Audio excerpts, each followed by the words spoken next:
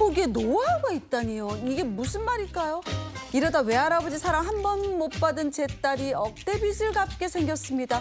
제 딸이 빚을 물려받지 않을 좋은 방법 혹시 없을까요?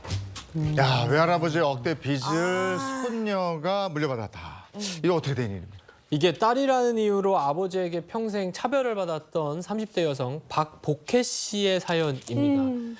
이 박 씨는요, 어릴 때부터 아버지와 사이가 그렇게 좋지 않았다고 합니다. 이 남아선호 사상이 강했던 아버지는 이 어머니에게 딸만 낳고 아들은 못 낳다면서 구박을 하시기도 했고요. 또 딸이 이 박 씨가 이 딸을 낳았을 때도 아들을 낳아야 사돈 볼낯이 생긴다면서 손녀딸을 한 번도 안아주지 않았다고 합니다. 그렇게 이 딸과 손녀딸에게 매정한 모습을 보였던 아버지는 어느 날 이 지병으로 사망하시게 됐습니다. 아이고, 지금이 어느 시대인데 뭐 아들, 딸 그런 거 따져요. 맞아요. 그래서 손녀딸 한 번 안아주지도 못하고 그냥 가셨으니까 참 안타까운 사연입니다. 네. 문제는요, 그 후에 생겼습니다. 이 아버지가 생전에 가족들에게 말하지 않았던 빚이 상당히 많았던 것으로 보입니다. 이 아버지에게 집 한 채가 있었는데 그 집을 팔아도 빚을 갚지 못할 정도였다고 하고요. 그 정도요? 결국 그 딸 박 씨와 어머니는 이 아버지의 빚을 갚지 않기 위해서 상속을 아예 포기하겠다고 마음을 먹었다고 합니다. 그러자 이 주변 사람들이 박 씨에게 한 가지 중요한 조언을 했는데, 이 상속인들이 상속을 모두 포기하게 되면 이 자녀가 빚을 물려받을 수 있으니까 누군가 상속 포기 대신 한정 승인을 해야 한다. 이렇게 그렇죠. 조언을 한 겁니다. 한정 승인을 해야 된다 그랬는데 뭔 소리인지 모르겠고요. 그러면 지금 말씀하신 것처럼 어쨌든 내가 상속을 포기한다 그래도 내 자녀가, 내 아들, 딸들이 이 빚을 물려받지 않도록 해야 된다는 건데 이거 어떻게 해야 되는 거예요? 이런 경우에는 이 상속인 중 한 사람이 상속 재산 한도 내에서 빚을 갚는 이 한정 승인을 하고 네. 나머지 상속인이 상속 포기를 하는 게 가장 깔끔한 해결책이라는 답을 얻었다고 합니다. 그래서 어머니가 한정 승인을 하고 박 씨가 상속을 포기하기로 협의를 한 다음에 법원에 신고까지 마쳤다고 합니다. 그런데 몇 달 뒤에 네. 박 씨가 이 날벼락 같은 소리를 들었는데요. 바로 이 망인의 손녀죠. 그러니까 박 씨의 딸이 아버지의 채무를 다 받게 된 겁니다. 아니 정리를 좀 해보죠. 일단 상속인 중에 한 사람이 책임지고 한정 승인을 하고 나머지는 상속 포기를 했단 말이에요.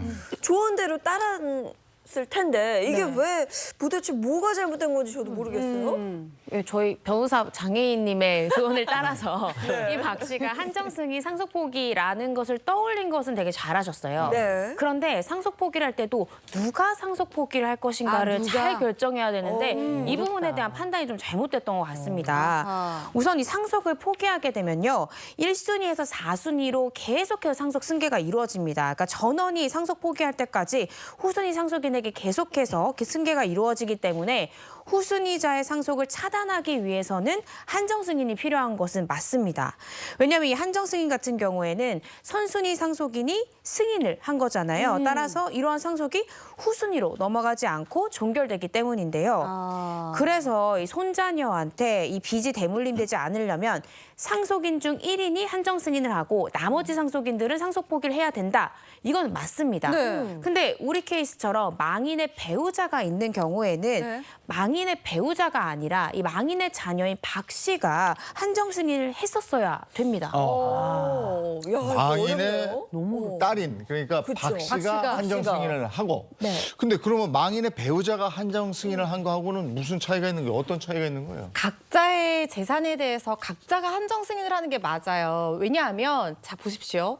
지금 고인이 돌아가시고 나면 배우자와 자녀가 공동 상속인이 되잖아요. 그럼 각자 비율대로 상속을 받을 거 아닙니까? 네. 근데 배우자는 한정 승인을 했어요.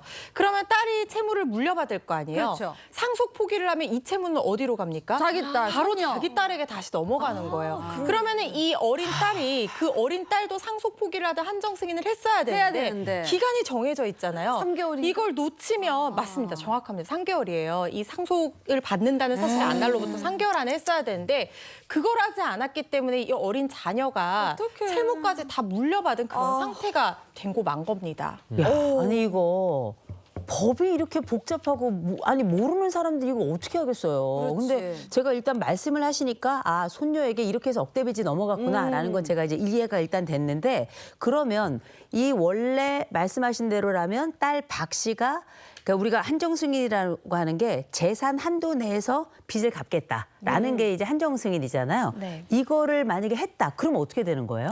그러니까 망인의 배우자가 상속을 포기하고 이 자녀인 박 씨가 한정 승인했다면 이 손자녀한테 이 빚이 대물림되는 건 막을 수가 있습니다. 이 자녀는 한정 승인 효과, 이 자녀 박 씨는 한정 승인 효과에 따라서 이 상속 재산 범위 내에서만 상속 재산을 갚으면 되고요. 적어도 이 박 씨의 딸, 이 손자녀에게 상속이 진행되는 문제는 발생하지 않게 되는 거죠. 다시 정리해 보면은 이 사건 같은 경우에는 박 씨가 상속을 포기하고 어머니가 한정 승인할 게 아니라 반대로. 어머니, 망인의 배우자가 상속 포기를 하고 이 자녀인 박 씨가 상속 포기를 했었어야 가장 맞는 답안지입니다. 그러니까 가족 간의 상속 관련한 의사결정 이 3개월이라는 급한 시간 안에 해야 되기 때문에 전문가한테 안 가시고 그냥 의사결정 하시는 경우가 있어요. 그럼 이렇게 억울하게 손자녀에게 빚이 대물림되는 경우도 있으니까 이럴 경우에는 좀 반드시 법률 전문가의 조언을 한번 받아보시는 것이 좋습니다.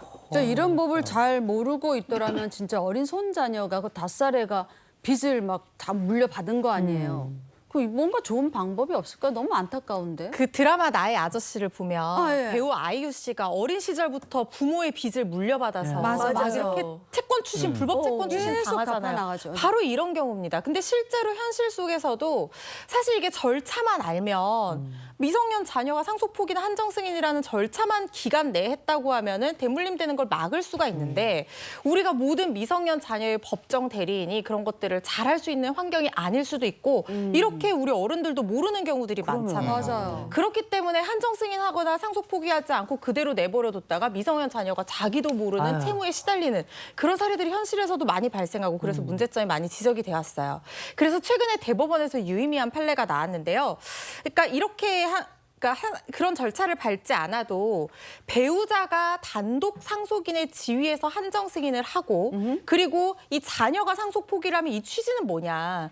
내 자녀의 자녀에게 빚이 물려지지 않을, 빚이 대물림되지 않을 거라는 그 취지 아닙니까? 이 취지를 넓게 해석해줘야 된다는 거예요. 그래서 배우자가 한정 승인하고 자녀가 상속 포기를 했다는 것은 배우자가 단독 상속인 지위에서 모든 빚에 대해서 한정 승인을 한 거다. 그래서 상속 지분이 손녀에게 물려지지 않아도 된다라고 해석한 판례가 나왔습니다. 그래서 앞으로는 이런 무용한 절차를 반복하지 않고도 이렇게 빚이 대물림되는 것을 막을 수 있는 그런 길을 열어준 판례라고 보시면 될 것 같습니다. 어쨌든 상속 포기도 법을 알아야 된다. 그래서 꼼꼼히 따져봐야 된다. 예, 알겠습니다.